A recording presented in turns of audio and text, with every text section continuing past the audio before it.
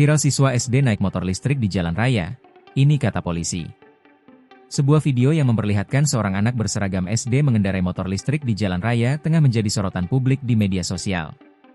Video tersebut viral setelah diunggah di Instagram dan menuai beragam reaksi warganet. Dalam video itu, terlihat anak kecil tersebut melaju di sisi jalan raya yang cukup lengang dan sempat menyeberangi perempatan. Tidak tampak adanya pendampingan dari orang dewasa di sekitar anak tersebut. Pengunggah video pun mempertanyakan peran orang tua dan pihak sekolah yang terkesan membiarkan anak sekecil itu berkendara tanpa pengawasan. Unggahan itu langsung memicu banyak komentar dari warganet. Sebagian besar merasa prihatin terhadap keselamatan anak tersebut. Dilansir dari kompas.com, Kasih Humas Polresta Sleman, AKP Salamun, menjelaskan sejumlah ketentuan penting yang wajib dipatuhi oleh pengguna kendaraan listrik.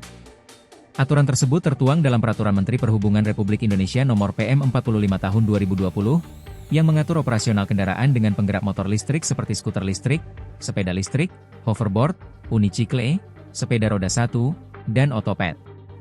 Ia mengerangkan, kendaraan listrik dengan kecepatan lebih dari 25 km per jam wajib memiliki SRUT, sertifikat registrasi uji tipe, dan didaftarkan STNK. Sementara itu, untuk kendaraan listrik dengan kecepatan maksimal 25 km per jam, tidak perlu SRUT dan STNK. Namun, penggunaannya pun terbatas. Download Tribun X sekarang, menghadirkan lokal menjadi Indonesia.